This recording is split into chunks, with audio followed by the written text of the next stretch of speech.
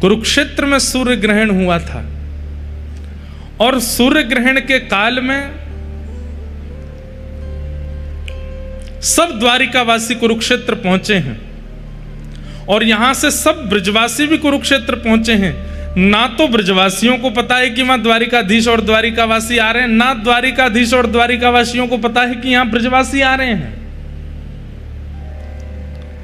केवल द्वारिकावासी और ब्रजवासी गए नहीं, पूरे भारतवर्ष के लोग वहां इकट्ठे हुए थे सूर्य ग्रहण पर यज्ञ करने के लिए। लेकिन जैसे ही सूर्य ग्रहण काल में वहां सब एकत्रित हुए, तब धीरे धीरे खबर उड़ने लगी और उड़ते उड़ते ठाकुर जी तक पहुंची कि ब्रजवासी यहां आए हुए हैं। ब्रजवासियों का नाम सुनते ही, यहां आए हुए हैं सुनते ही ठाकुर जी इतनी तत्परता से पूरी व्यवस्था में लगे थे। सूर्य ग्रहण में ऐसे यज्ञ होगा, ऐसे हवन होगा, ऐसे वेद पूजन होगा, पाठ होगा। लेकिन जैसे ही सुना कि ब्रजवासी आए, ठाकुर जी तो बलदाऊ दादा से बोल, दाऊ दादा आप ही संभालो, अब मैं संभाल नहीं पाऊंगा। चिंतित हो गए ठाकुर जी। इच्छा तो हो रही है मैं कैसे भी ब्रजवासियों के सन्मुख पहुंच जाऊं, लेकिन एक कदम बढ़ाते ही ठाकुर जी रुक जाते हैं। बोले किस मुंह से जाऊं? मैया पूछेगी लाला इतने दिनान बाद आयो है तो का जवाब दूंगो? नंद बाबा मुंह को गोद में उठावे को आएंगे तो मैं किस मुंह से उनकी गोद में जाऊंगो? मधुमंगल श्रीदामा तन सुखा मन सुखा धन सुखा ये सबरे सखा, ये मोते कहेंगे लाला तेने बढ़िया सखा बनो हमारो, इतने साल है कि मिलो नहीं, मैं कहाँ उत्तर दूंगो? तो ठाकुर जी हर एक घड़ी बाद सोचते हैं कि अब मैं जाऊं ब्रजवासियों से मिल के आऊं, लेकिन फिर रुक जाते हैं, मैं कहाँ कहूंगो? सूर्य ग्रहण का समय आया, सुंदर स्वर्ण के सिंहासन पर ठाकुर जी को विराजमान किया गया।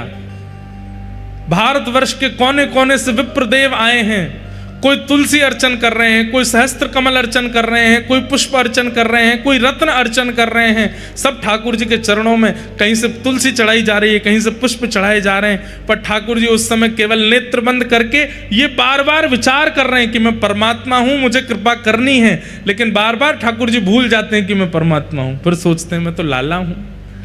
यहाँ ब्रजवासी बाहर डोल रहे होंगे, यशोदा मैया नंद बाबा यहीं कहीं आसपास ही होंगी। जोर से सुगंधी भीतर लेते हैं कि वायु में कहीं नंद बाबा की हृदय की, यशोदा मैया की हृदय की सुगंधी मुंह को आ जाए। यहां नंद बाबा को पतो चली कि द्वारिकाधीश आए हैं, हमारो लाला आयो। नंद बाबा ने धीमे से जाकर के ये खबर यशोदा मैया को सुनाई। बोली अरी मेहर एक बात बताऊं? बोले कहा, हमारो लाला कन्हैया वो कुरुक्षेत्र में है। ये सुनते ही यशोदा मैया तो उठ खड़ी हुई, नेत्रों से कम दिखाई देता है। कहा सुनी मैंने, लाला कुरुक्षेत्र आयो है? बोले हाँ मेहर, लाला कुरुक्षेत्र में। भाव विह्वल हो गई, हाथ पकड़ लिए नंद बाबा के। बोले मुझे एक बार दिखाए दो, मुझे एक बार मिलाए दो। अब यहां नंद बाबा संकोच कर रहे हैं। यशोदा 100 से भी अधिक वर्ष हो गए हैं लाला को गए भय, और मैं और मेरे तेरे हृदय को भाव तो है ही कि लाला से मिलना है, पर वास्तविकता तो अब सबसे छुपी नहीं है कि लाला मूल रूप में बेटा तो देवकी वसुदेव को है ना। और अब तो वो द्वारिका को राजा बन गए है, सब वाकू राजा महाराजा कह करके पुकारे हैं। हमने तो सुनी है 16,108 ब्याह है गए, बड़े बड़े राजघराने की कन्यांते वाको ब्याह भयो है। हम भोरे भारे से ब्रजवासी जामेंगे, हमको देख करके कहीं लाला को संकोच है गए हो तो कैसे जाएंगे? यशोदा मैया बोली यही संकोच को चिंतन करते करते जीवन निकल जाएगा। अरे मेरी एक इच्छा पूरी कर दो बस, अब पता ना कब प्राण चले जाए। एक बार लाला को, एक बार मेरे कन्हैया को मुंह को दिखाए दो। मैं देखना चाहूं लाला के नैन नक्श अबहु वैसे ही हैं, हाथ पांव वैसे ही हैं कि कछु परिवर्तन आ गयो है? एक बार तो दिखाए दो। और श्री नंद यशोदा अति वृद्ध हैं, दोनों धीमे धीमे हाथ पकड़ करके जा रहे हैं, पूछते जा रहे हैं भैया ये द्वारिकावासी इनको शिविर कहां है? ये कथा श्री चैतन्य महाप्रभु सुना रहे हैं। यहाँ के राजा को, और बता रहे हैं कि मूल रूप से रथ यात्रा क्यों होती है।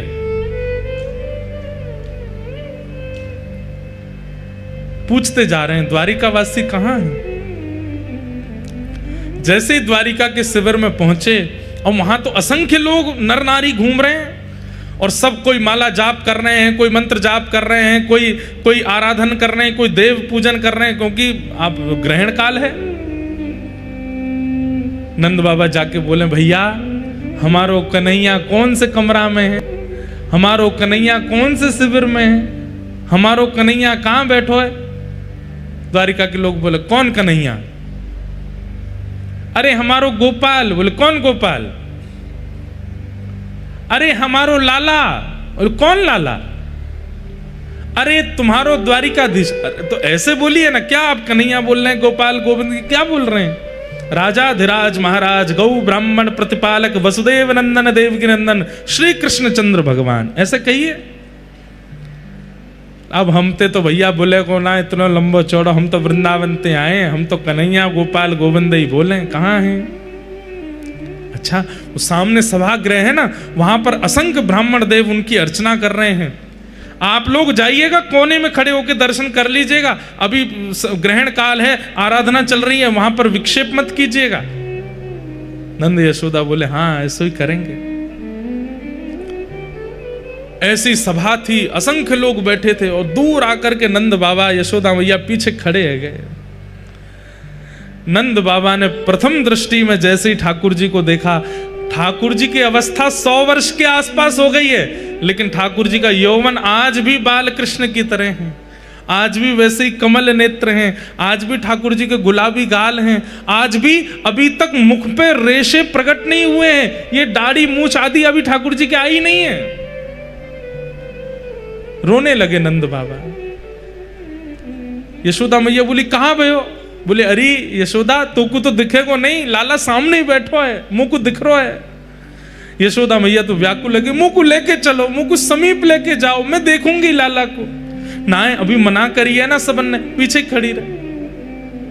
यहां यशोदा मैया थोड़ी हट करने लगी, जिद करने लगी, पीछे के लोग थोड़े से अव्यवस्थित जैसे हो गए, सब कहने लगे थोड़ी शांति रखिए, ठाकुर जी की आराधना चल रही है। और वो शांति कराते कराते कराते थोड़ी आगे तक आवाज आई तो भगवान के नेत्र खुले कि ये ऐसी अव्यवस्था कहां हो रही है। और जैसे ही ठाकुर जी ने नेत्र खोल करके पीछे देखा, 80 बरस के थे नंद बाबा जब लाला भये, आज कितनी अवस्था है ठाकुर जी की। नंद बाबा 200 वर्ष के आसपास है, बड़ी दाढ़ी, वयो वृद्ध स्वरूप है गए नंद बाबा को। जैसे ही ठाकुर जी ने नंद बाबा देखे, और नंद बाबा के बगल में खड़ी भाई यशोदा मैया हट कर रही है, मुंह को लाला से मिलनो है।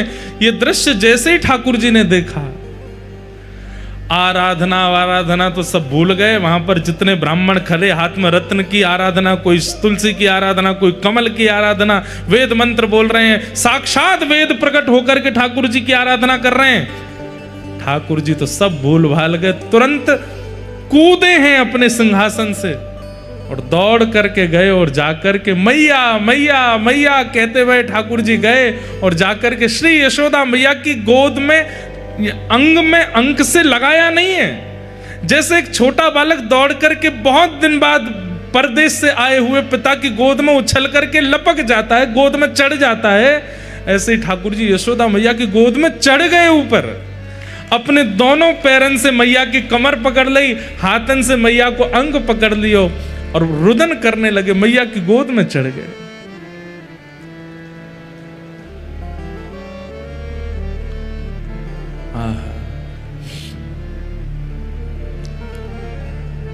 यशोदा मैया रुदन कर रही हैं। इतनी अवस्था ठाकुर जी की हो गई, 16,108 ब्याह हो गए, प्रत्येक पत्नी से संतान भी हो चुकी हैं और संतानों के भी ब्याह हो चुके हैं। उस अवस्था में ठाकुर जी यशोदा मैया की गोद में चढ़ गए, और मैया की गोद में जाते बहुत देर तक तो रुदन करते रहे, और थोड़ी देर बाद मैया के वक्ष पर अपना हाथ फेरन लगे और बोले, मैया मुझे बहुत दिना से भूख लग रही है, मैं अभी तक तृप्त ना भय हूं, मैया मुझको अपना दूध पिवा, अब ही पिवा। अब द्वारिकाधीश नहीं है, अब वृंदावन चंद है।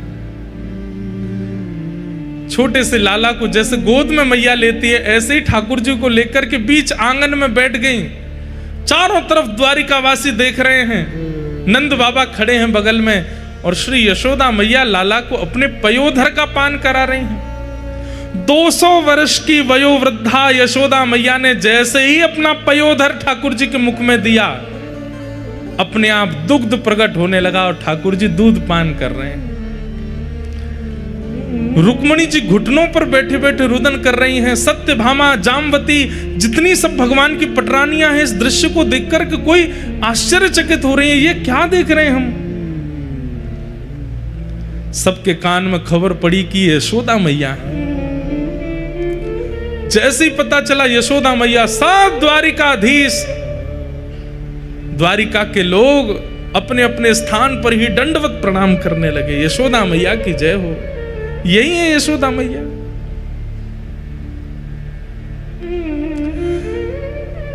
दूर से दाऊ दादा को पता चली कि मैया आई हैं, दौड़ करके आए और बोले, मैया मैं तो बचपन से ही कहता आया हूं, तुम या कन्हैया को ही ज्यादा प्रेम करो।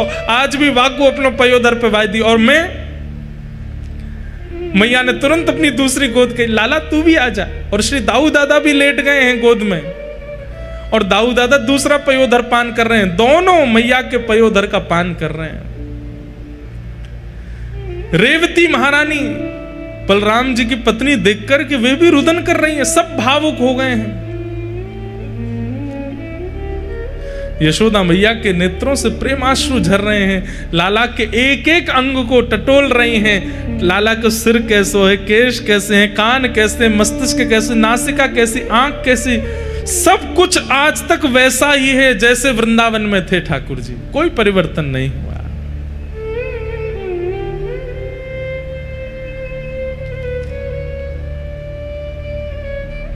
देवकी मैया को पता चली कि यशोदा जी आई हैं।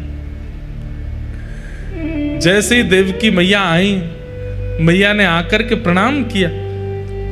यशोदा मैया बोली, लाला जी कौन है? बोले, मैया जी मैया है, देवकी मैया है। देवकी मैया नाम सुनते ही यशोदा मैया उल्टा प्रणाम करने लगी, चरण पकड़ने लगी। और चरण पकड़ने तो देवकी मैया संभाल रही, मैया जी कहा कर रही हो आप? अरे यशोदा, आज तक तुम्हारी चर्चा ही सुनी है। आज भी लाला, भले ही लाला मेरो है, पर पूरी द्वारिका में चर्चा यूं ही होवे, यशोदा नंदन लाला है। आज भी जन्माष्टमी के दिन सब यशोदा के लाल भजो, यशोदा के लाल भजो कहकर के गाँव में आज पहली बार मिली हो, आपको हृदय से लगाऊं। यशोदा मैया बोली, मैं आपके हृदय से लगवे योग्य नहीं हूं, आपके चरणन की अधिकारिणी हूं। क्यों? ऐसा क्यों कह रही हो? बोली, या यशोदा के प्राण तो कब के निकल गए होते, या यशोदा के प्राण पखेरु तो कब के वैकुंठ पहुंच गए होते।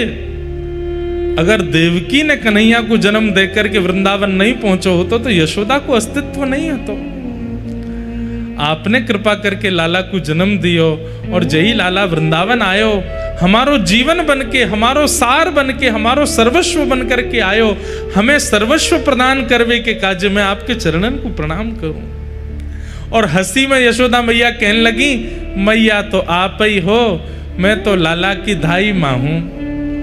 जैसे मैया की अनुपस्थिति में बालक की सेवा करे, मैं तो वो हूं। ये सुनकर के देवकी मैया रुदन करने लगी। यशोदा जी से बोली, मां ऐसे मत कहो, आप पूरे द्वारिकावासी से पूछ लो, लाला आपसे कितनो स्नेह करे। नंद बाबा की गोद में चढ़ गए ठाकुर जी। ठाकुर जी मानो जैसे बिल्कुल बाल अवस्था में आ गए हों। अब बिल्कुल द्वारिकाधीश जैसी लीला नहीं करने। द्वारिका के लोगों ने कभी ठाकुर जी को ऐसे देखा ही नहीं, कभी यशोदा की गोद में, कभी नंद बाबा की गोद में, और यहां दाऊ दादा जिनसे सब डरते हैं। जगन्नाथपुरी में भी श्री दाऊ दादा से ही डरते हैं सब, महाप्रभु जी से कोई नहीं डरता। वो दाऊ दादा भी आज इतने बालवत अपनी क्रिया कर रहे हैं।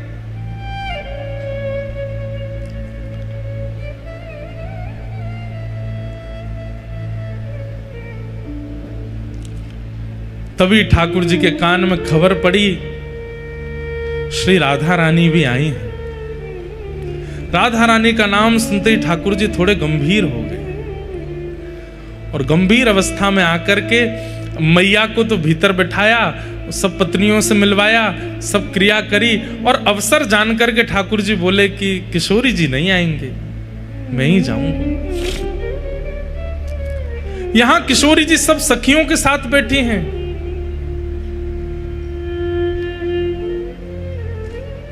तभी बैठी बैठी किशोरी जी अचानक कहती हैं, ललिता ऐसो क्यों लग रहा है कि द्वार पर श्री कृष्ण आए हैं? तू देख तो। ललिता जी बोली, कृष्ण नहीं आए हैं, हमें अभी अभी पता चली है कि उनकी तो आराधना चल रही है, बड़े बड़े विप्रदेव आकर के उनकी अर्चना कर रहे हैं, वो बड़े व्यस्त हैं, वो कहां से आ जाएंगे यहाँ पे? किशोरी जी बोली, नहीं ललिता, तू एक बार जाकर के देखना, मुझको ऐसा लग रहा है द्वार पर श्री कृष्ण खड़े हैं। विशाखा जी बोली, आपको क्यों ऐसा अनुभव हो रहा है? किशोरी जी बोली, अभी अभी जो ब्यार चली ना वायु की, वह ब्यार में श्री कृष्ण के तन की सुगंधी है, और ये सुगंधी आज 100 वर्ष बाद मेरी नासिका को प्राप्त भई है। मेरा हृदय मयूर नृत्य कर रहा है, मुझको पूर्ण रूपेण विश्वास है, तुम द्वार पे जाके देखो श्री कृष्ण खड़े हैं।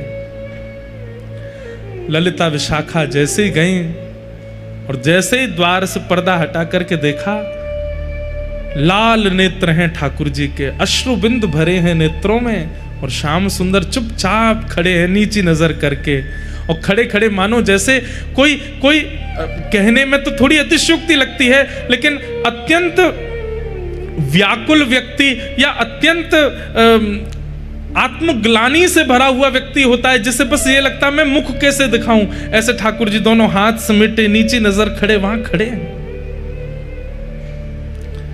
देख करके तुरंत समस्त अष्ट सखियां आदि सब गोपियों ने सब तुरंत दंडवत प्रणाम किया। आज 100 वर्ष की प्रतीक्षा के बाद ठाकुर जी दिखे।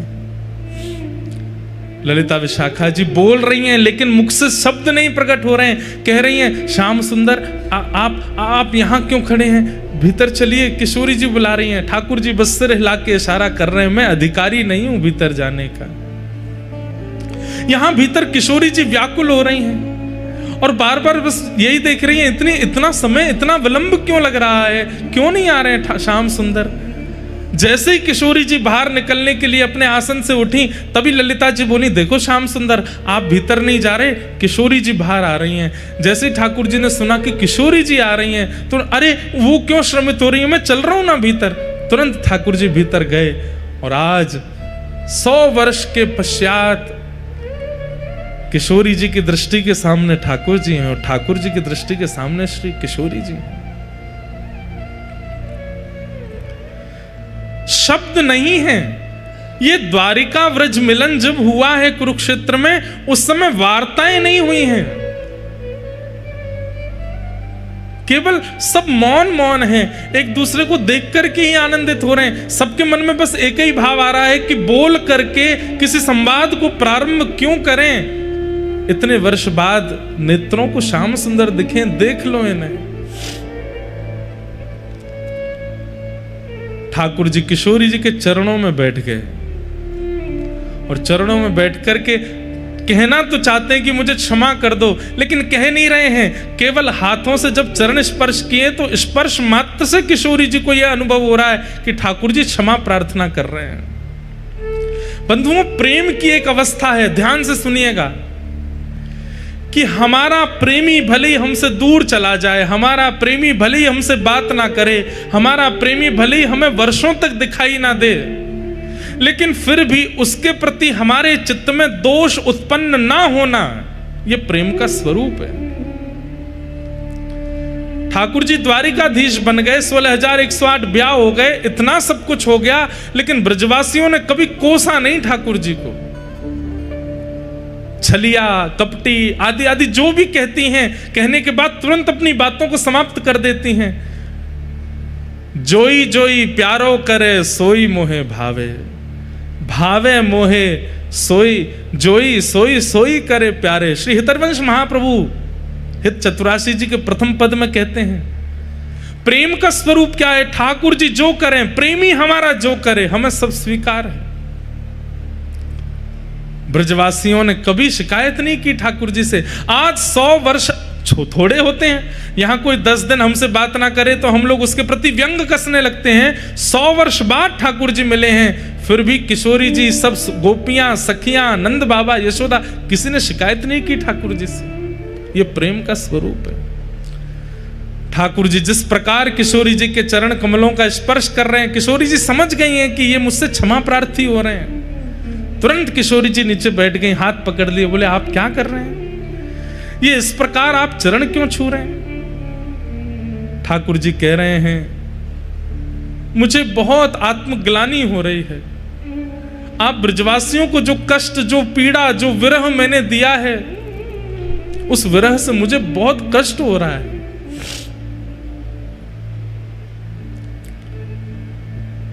किशोरी जी ने हस्त कमल पकड़े, बोले नहीं, आपने हमें कोई विरह नहीं दिया। आप ही तो कहते हैं कि विरह में प्रकट किए गए अश्रुबिंद वो चित्त का मार्जन करते हैं, चित्त की शुद्धि होती है।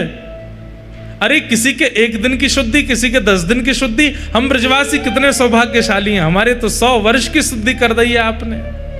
और ये 100 वर्ष की शुद्धि हमारी नहीं है श्याम सुंदर, हमारे आने वाली पीढ़ी व्रज में जितने भी लोग जन्म लेंगे युगों युगों तक, चाहे वो कोई क्रम करें, नियम करें, अनुष्ठान करें, चाहे ना करें, वो फिर भी शुद्ध ही रहेंगे, क्योंकि उनके बट का भी रुदन हम ब्रजवासियों ने कर लिया है। वे परम पवित्र रहने वाले हैं। इसलिए ब्रजवासी सर्वपूज्य है।